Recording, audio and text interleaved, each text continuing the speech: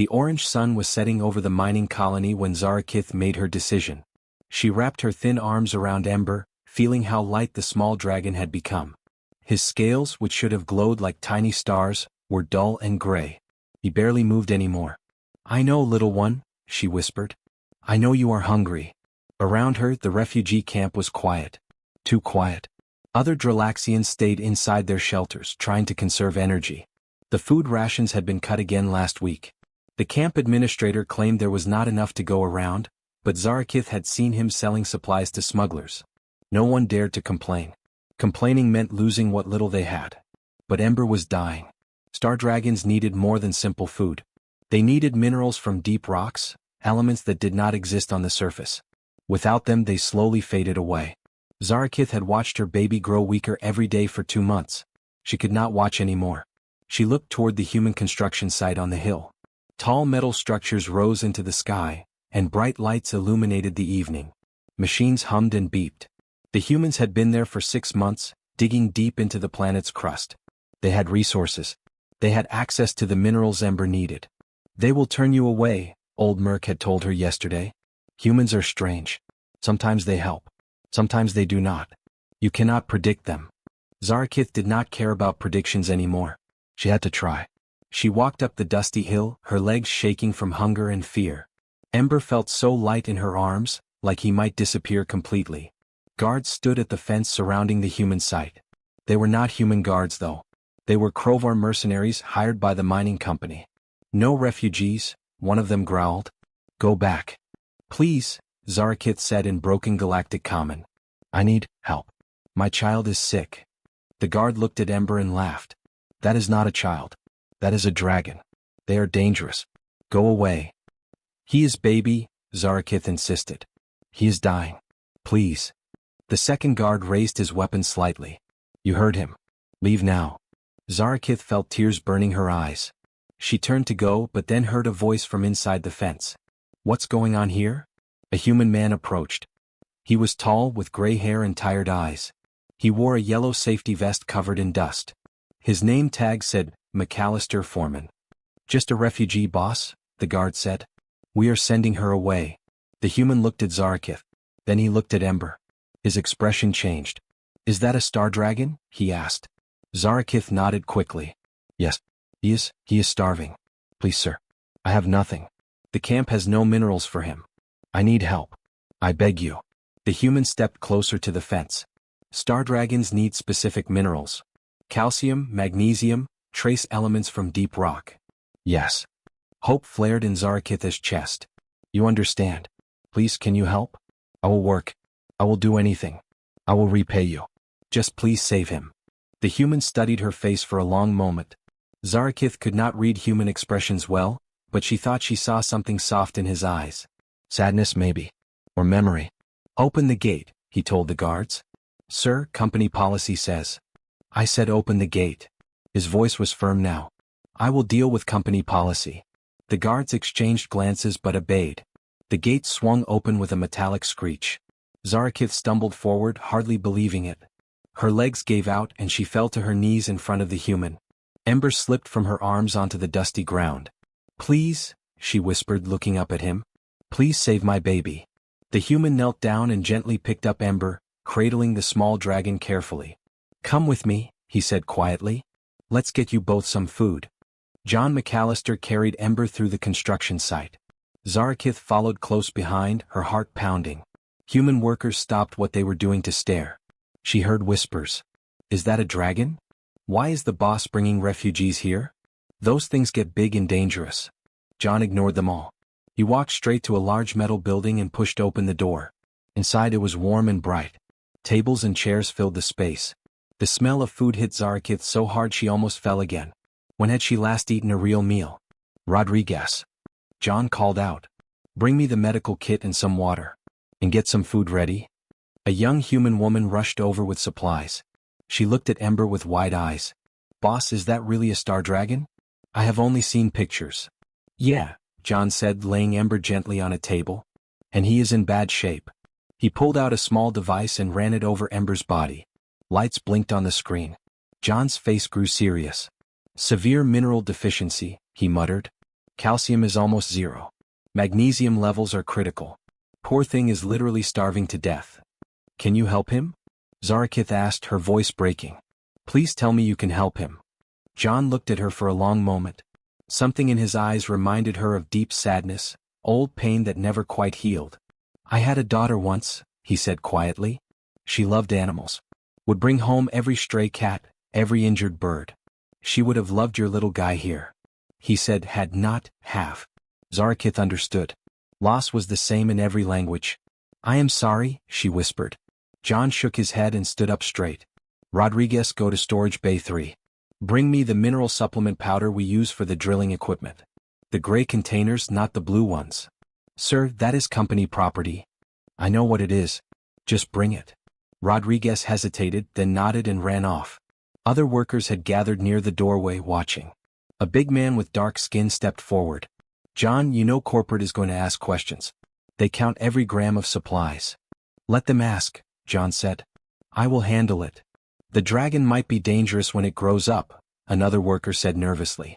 Star dragons can get huge. So can humans, John replied. And we can be pretty dangerous too. Does not mean we should not help a hungry kid. Rodriguez returned with a large container. John opened it and poured gray powder into a bowl. He added water and mixed it into a thick paste. Carefully, he opened Ember's small mouth and put a tiny amount on the dragon's tongue. For a moment, nothing happened. Then Ember's eyes flickered open. They glowed faintly, the first light Zarakith had seen in them for weeks. The little dragon's tongue moved, tasting the paste. Suddenly he was eating, taking small desperate bites. Easy, buddy, John said gently. Not too fast. You will make yourself sick. Tears ran down Zarakith's face. She could not stop them. Thank you. Thank you. I cannot. I have no words. Here, Rodriguez said, putting a plate of food in front of Zarakith. You need to eat too. Zarakith stared at the food. Bread. Cooked vegetables. Something that smelled like meat. More food than she had seen in months.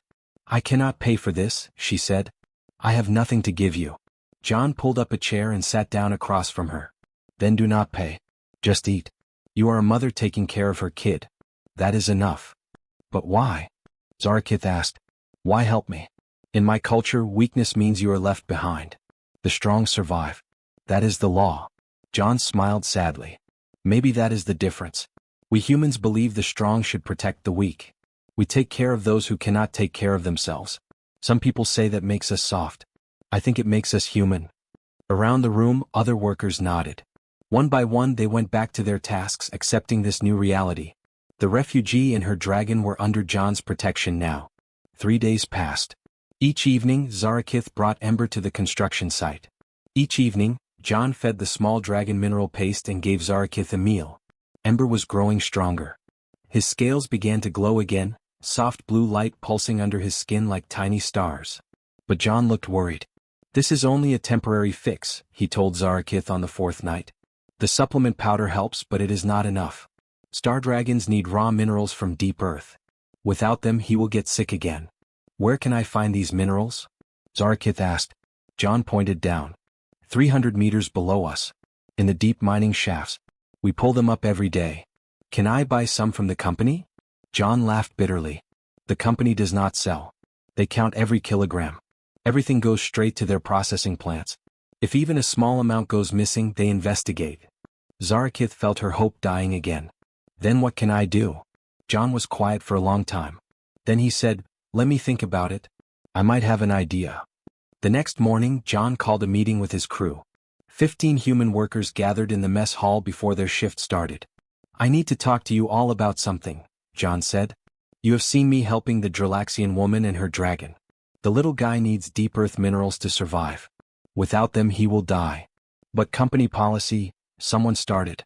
I know the policy, John interrupted. Here's what I am thinking. Every day we mine about 50 tons of material. We load it into containers and ship it out. What if we redirected maybe 10 kilograms a week? Just 10 kilograms from 50 tons. No one would notice. The room went silent. Rodriguez spoke first. Boss, that is stealing. We could lose our jobs.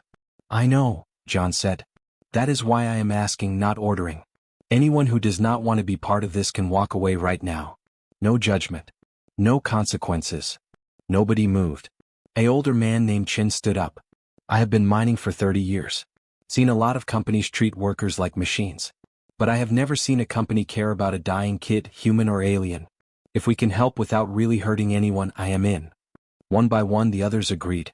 Even Rodriguez nodded reluctantly. Okay, John said. Here is the plan. Old Tunnel 7 has been abandoned for 2 months. We set up a feeding station there. Every few days someone diverts a small amount of minerals. We leave it there for the dragon. Simple and quiet. They started that same day. Chen and 2 others set up a small chamber in Tunnel 7 with lights and a feeding bowl. During their shifts, workers carefully pocketed small amounts of mineral-rich rock and left it there. It was dangerous. It was against regulations. But they all did it anyway. Zarakith cried when John showed her the feeding station. I do not understand you humans, she said. You risk so much for someone you do not know. Maybe that is our problem, John smiled. Or maybe it is our strength. I have not decided yet. Ember recovered quickly after that. His glow became bright and steady. He grew bigger, now the size of a large cat instead of a kitten. His energy returned and he started flying short distances around the feeding chamber. But something strange began happening. Ember would not leave Tunnel 7. He kept scratching at the back wall, making small chirping sounds. He would fly to the wall, touch it with his nose, then look back at Zarakith and John as if trying to tell them something. What is he doing? Zarakith asked. John examined the wall with his scanner. His eyes went wide. That is impossible, he whispered. What is it? John looked at Ember, then at the wall, then back at Zarakith. I think your dragon is trying to show us something.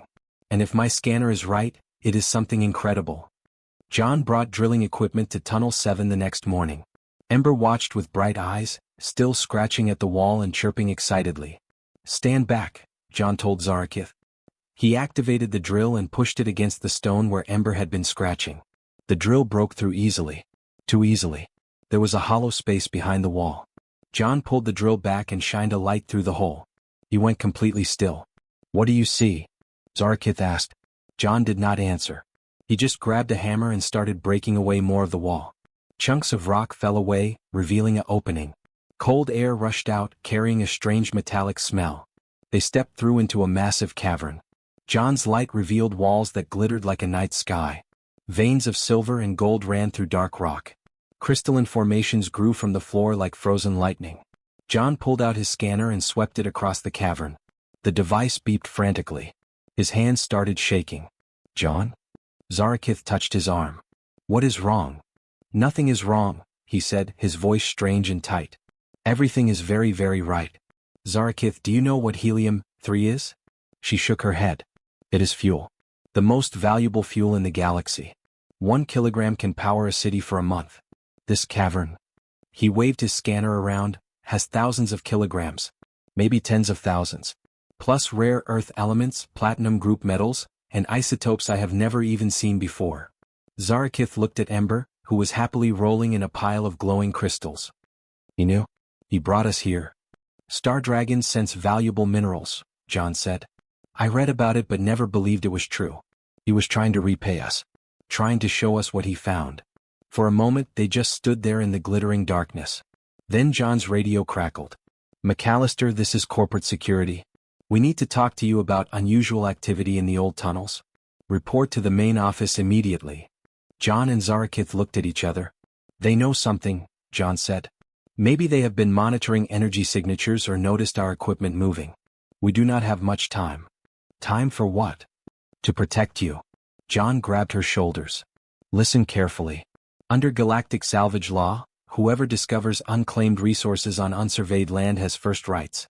This tunnel was marked as depleted and abandoned. Technically, it is unsurveyed territory now. I do not understand. We need to register this discovery in your name before the company can claim it. If we move fast enough, legally this all belongs to you. Zarakith felt dizzy. That cannot be right. The company owns the land. They own mining rights to surveyed territories. This is different. I worked salvage law for 5 years. I know the loopholes. He pulled out his portable computer. But we need to file the claim right now. This second. His radio crackled again. McAllister, respond immediately. John ignored it and typed frantically on his computer. I need your full name and identification code. Zarakith gave him the information. Her hands were shaking. This could not be real. Things like this did not happen to refugees. They did not happen to people like her. Done, John said finally. Claim is filed with the Galactic Resources Commission. Time-stamped and verified. You are officially the discoverer and primary stakeholder of this deposit. But the company will fight this. Oh, they will definitely fight this, John agreed. And we need to be ready. But right now you have the law on your side. They cannot just take it anymore. Heavy footsteps echoed in Tunnel 7. Voices called out. Security was coming. What do we do? Zarakith whispered. John smiled. It was not a happy smile. It was the smile of someone ready for a fight. Now we make some noise. We make this story so big they cannot bury it. Corporate security arrived within minutes. 6 armed guards surrounded John and Zarakith in the cavern. A man in an expensive suit stepped through the opening, his face red with anger. McAllister, you are fired. You have violated company property rights and stolen resources. Security, arrest both of them. John did not move. He held up his computer. This cavern was discovered by Zarakith of Clan Dralix at 1900 hours yesterday. Claim filed with the Galactic Resources Commission under Salvage Law Section 42. All legal and verified. The suit man laughed. That claim is worthless. This is company land. This is abandoned survey territory, John corrected. Your own maps mark Tunnel 7 as depleted and closed. You cannot claim salvage rights on territory you officially abandoned. The man's smile faded. We will fight this in court. We have lawyers who will tear that claim apart. Maybe, John said. But while you do that, the whole galaxy will be watching. He touched his computer screen. I just sent the full story to every major news network in the sector. Refugee mother and dying child helped by human workers. Dragon leads them to fortune. Evil corporation tries to steal it. The headline writes itself. Zarakith watched the suit man's face turn from red to pale white. You would not dare, he whispered. Already done, John said. Check your own news feeds. Within an hour, the story exploded across the galactic network. Video footage from John's crew showed Zarakith collapsing at the gate, begging for help. Images of tiny, dying Ember compared to his healthy glow now. The abandoned tunnel, the discovery, everything. The comments flooded in from thousands of worlds. Humans helping without asking for anything in return. This is what the galaxy needs. The company should be ashamed. Let the mother keep what she found. I always heard humans were different. Now I believe it. The mining company tried to control the damage. They issued statements about property rights and legal procedures. But public opinion had turned against them. Other alien refugees began sharing their own stories of human kindness. The narrative was set. 3 weeks later, a galactic court ruled in Zarakith's favor. The claim was legitimate. The deposit was hers. Zarakith stood in the same mess hall where John had first fed her. But now she wore clean clothes. Ember, now the size of a small dog, glowed brightly beside her. John and his entire crew sat at the tables waiting. I do not have words good enough, Zarakith said, her voice shaking. You saved my child. You risked everything for someone you did not know. I can never repay this debt. You do not owe us anything, John started, but Zarakith held up her hand. Please let me finish. I cannot repay you, but I can honor what you taught me. The deposit is worth billions of credits. I am using it to build something new. She activated a hologram display. Plans and blueprints filled the air. First, the refugee camp will have proper food, medicine, and housing. Second, a sanctuary for star dragons so no mother watches her child starve again. Third, a mining cooperative, human and alien together, sharing profits equally. No more corporations controlling everything. She looked at John. I want you to lead it. As my partner. John was quiet for a moment. Then he smiled. What are you calling this venture? Zarakith pointed to Ember, who was playing with Rodriguez, his scales painting the room with soft blue light. Ember's hope. Because one small light can push back a lot of darkness. The crew cheered. Over the following months, other species joined them. Refugees who had nothing found work and dignity. The cooperative became a model that spread to other worlds. Trade partnerships formed. Barriers between species began to fall. Years later, a statue was built at the colony entrance. It showed a human kneeling beside a Dralaxian, between them a small glowing dragon. The plaque beneath read simple words. Compassion knows no species. Hope begins with kindness. Children of every race played around it daily, proof that something incredible had begun with one desperate mother, one hungry dragon, and humans who chose to help.